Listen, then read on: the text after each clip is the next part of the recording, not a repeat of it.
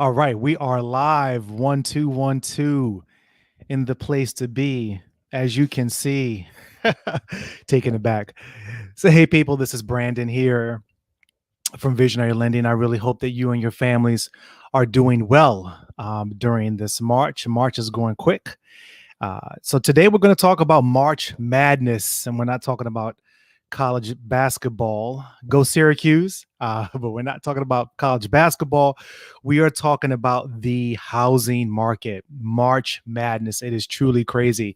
So with a lot of the realtors that I do business with, they all talk about the same thing: MOS. MOS, multiple offer situation. I hear that so much. So I'm going to share today specifically for buyers, okay? Whether you're a first time buyer or a repeat buyer, I'm going to give you some tips. And I'm not going to say, oh, yeah, these are the secrets. Go buy my book. No, I'm not going to do that. I'm going to give you some free and solid and strategic and effective advice coming at you to be able to position yourself best for success in a seller's market.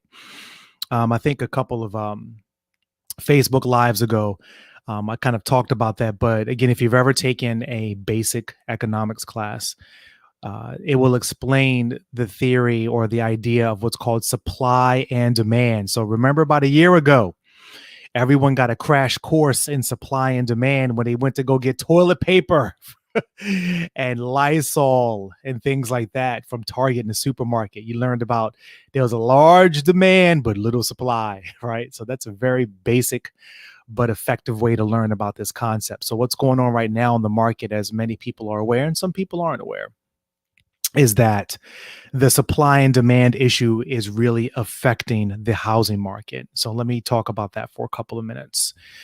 Right now, for various market purposes and reasons, there aren't as many people who are actively putting their home on the market for sale. Number one. Number two, builders, because of the cost of wood and lumber and other types of products, are not building homes with the same speed, or the cost is increasing because they're always going to pass the cost on to you as the customer. So right now, the amount of available homes for sale is much lower versus a normal market. Now, we also have against that a very high demand from buyers for people looking to purchase homes. So you have kind of this many people who are looking to sell their home, but you have like this many people who are looking to buy homes. As a result, it gives sellers the advantage, or that's a word called leverage, which means basically for every home that goes on the market, you probably have anywhere between 5 to 15 potential buyers for that one particular property. So it really gives the sellers, they can choose the cream of the crop, the pick of the litter with regards to the offers that they can review, and good for them.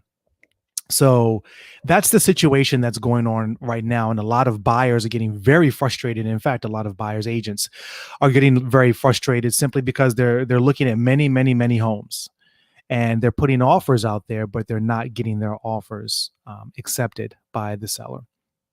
So it's causing some frustration, it's causing some discouragement. But I just want to give you some thoughts and advice on what you can do as a buyer or as a buyer's agent to help position your buyer for success. So number one, let's kind of talk about the offering over list price. So that's kind of the flavor of the month, right? That's really what the fashion is right now. So if you have a house, for example, that is selling for 400,000, that's the offer price that's on the MLS. There's probably, I would guess, about an 80% chance that you're going to have various offers that are in excess of that 400,000. So they may come in at 410, 415, 420, probably 440, 450. It depends. Well, what happens when someone offers, let me just use 410 or 420, okay, as an example. So if a person is selling their home for 400,000, but there are various offers 410, 415, 420,000. What does that actually mean? That means that the seller gets to choose from the highest bidder because they're going to net, they're going to make the most amount of money from it. But as a buyer, my advice to you, and of course, consult with your agent before doing anything, is to make sure that you have something called a appraisal contingency built into your contract. Okay. Some people are doing this, some are not. What is an appraisal contingency? It basically means, using the example of 400,000, if the appraisal, which means the actual value of the property, let's say, you offer 410, but the value is actually 400. So then you go back to the seller, you say, look, Mr. and Mrs. Seller, your home is actually worth 400,000, right? Even though we offered 410, but we have an appraisal contingency which protects us, which means now we can negotiate the price down to what the house is actually worth, 400,000. If you waive your appraisal contingency, okay, that means you're paying an additional $10,000 because you've decided to waive that protection on top of what your normal down payment would be. There are people who are doing that. They're paying $20, $30, $40, $50,000 in excess of what the home is actually worth. Okay. That's their economic decision. I'm going to go on the record and say it is not a wise economic decision, because what essentially you are doing, if the home doesn't have that value, but you're paying more, you are literally voluntarily putting yourself underwater. And I'm sure that a lot of people who've been in the housing game for years have heard that term. So basically what the term underwater means is that you have negative equity. Well, what does negative equity means? It means that your house is worth less than you actually owe on it. So if you overpay for a property, then you're automatically digging a hole for yourself, and you're essentially betting that the home at some point in the future is going to appreciate in value so that you can even out there. So that's a risk that some people are willing to take, and that's a risk that I personally would not be willing to take. If I'm going to offer more than the list price, which is not a problem, I'm not saying that's an issue, but I am saying that you want to protect yourself with an appraisal contingency to make sure that the property you're purchasing is actually worth, okay, has value in terms of what you're actually paying for it. Now, let's talk about the term value, because there's a very critical correlation and understanding between the term price and value. Okay. So the price of a house is what let me turn my phone off. The price of your home is what you're paying for it in dollars, right? Not Bitcoin. I don't think you can buy a house in Bitcoin these days, but that's what you're actually paying for. That's the price, right? However, the value is something different. The value could be, well, that's where you want to retire in if you're an older couple, or if you're a younger couple and you want to stay there forever. Maybe it's where you want to, have an extra bedroom because you have, some family coming to live with you and stay with you. Maybe you want to go to a nicer neighborhood. Maybe you want a backyard. That's why I know that we used to live in Kingstown for a few years. Great. Loved it up there, but we needed space. I didn't want to be able to, put my elbow out my window and touch my neighbor's house, as a lot of houses are in Kingstown, and pay $800,000. Not doing it. So we wanted a backyard. So several years ago, we were able to purchase down here in Woodbridge. But again, the value is really what you make it. What is the importance of the property to you and your family? Are you going to be building memories in that home? Is it a place where you're going to spend a lot of time? You want, again, a better commute, better schools, better neighborhood. That's extremely important. Okay, so that's the value. So you really can't put a dollar amount on value, to be honest with you. But again, the price does have an assigned dollar amount to it. But again, you want to just be wise and seek the counsel of your agent if you're working with one, so that you can understand the market and understand your competition and know what you're willing or you're not willing to do. So that's one tip for buyers. I would definitely say be willing to come in with your best and your highest offer. Number one. Number two is really Get rid of the notion that you know everything, because a lot of buyers are like, oh, well, I can offer less. You are going to waste your time. You're going to waste the buyer's time, your agent's time. You're going to waste the listing agent's time. Okay. In this particular market, because it does take time for an agent to draw up a contract. And if you're like, well, let me just offer $20,000 less and see what happens, you're wasting your time. You're wasting your agent's time. You need to come in with your best and highest offer up front in the beginning in order to position yourself for the most likelihood for success. Another thing is your earnest money deposit. If you have a little bit more money, the customary earnest money deposit amount is 1% of the purchase price. So that's customary, 1%. But let's say if you're buying a house for 400,000, let's keep using that number, and you really like this house, right? You're married, your wife likes the house, when then you know you got to get it, right? Well, you might be willing to put down an earnest money deposit of maybe 8,000 or 10,000. If you have a little bit more, what does that do? That earnest money deposit shows your level of seriousness. Okay. It shows the level of skin in the game that you want to put up front, that you're willing to offer. Say, look, I'm serious about purchasing this house.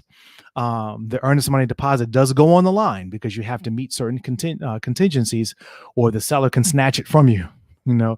But again, it just essentially shows your level of seriousness. So if you do have the financial ability to be able to do that, I would highly recommend doing that, as well.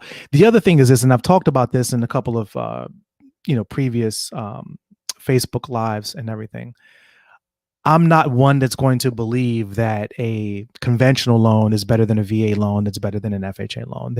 It's a complete myth. And again, I encourage anyone out there that thinks that it's not a myth, to really, contact me directly, because we can talk about the actual qualifications and guidelines. Listen, if you are getting an FHA loan, it does not mean that you are an inferior purchaser versus a conventional purchaser. It just doesn't mean that. There could be a variety of reasons why you're doing an FHA loan. Of course, if you're a veteran, then you're doing a VA loan versus a conventional loan. However, there is the stereotype that exists, and it's incorrect. It's wrong. I'm going to be straight up with you. It's wrong. But again, there's not much we can do about that. So basically, you have to play along with the game at this point. If you're able to get a conventional loan, then from a seller's or a listing agent's perspective, they can say, okay, well, this person has conventional financing. So in their mind, it's going to decrease the amount of risk that is associated with the financing. So it might not fall through and you waste everyone's time. And then the seller has to re-put the house back on the market. And, especially if they're looking to purchase another home. So if you're able to get conventional financing in order to, in this particular market, position yourself for best success, then I would recommend, doing that. And I won't get really into too many of the details with regards to conventional financing, but I will say this: the minimum down payment for a conventional loan is 3%, okay, which is great. And the interest rates are still low. And there are many, many advantages to doing a conventional loan for sure, versus other types of loans. At the end of the day, one of the final pieces of advice that I would give to buyers is have a very strong pre-approval letter. Very strong pre-approval letter.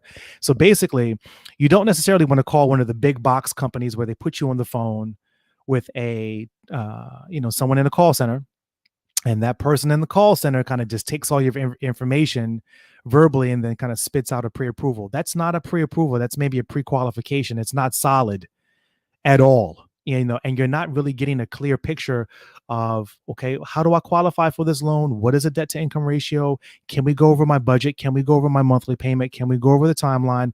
You need to have your specific questions answered. You need to have your credit reviewed thoroughly. You need to be able to talk with a loan officer that's going to be able to speak your language and best position you within your budget so that you can purchase where you and your family want to buy. Okay. And so we here at Visionary Lending, we don't give pre-qualifications, okay? It's a pre-approval because we do our proper due diligence beforehand. We review W-2s, pay stubs, taxes, credit.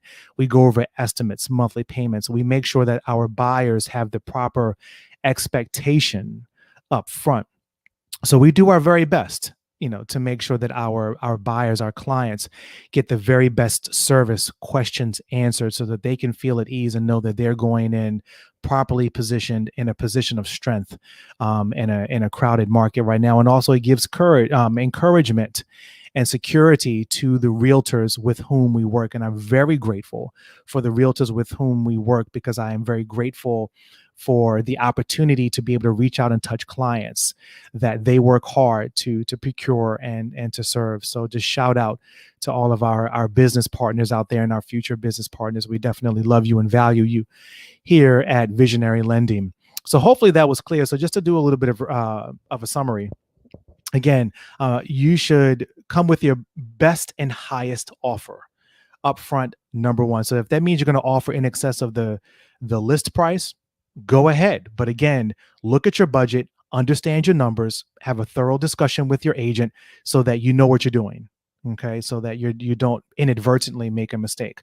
But my advice again would be to make sure that you have an appraisal contingency, because it protects you. Okay, but I'm not going to tell you what to do. I'm just going to give you my professional advice, which will protect you in the long run. So that, I think that's number one. Okay, so that's kind of combined. Come with that highest and best. I think I didn't mention this before, but definitely be decisive. Be decisive. I have an agent right now who's going out with family member, and another person, and they've looked at, 14, 15, 16 homes. Okay, well, great. All right. Well, you know what? Sometimes not sometimes, all the time, you have to be decisive.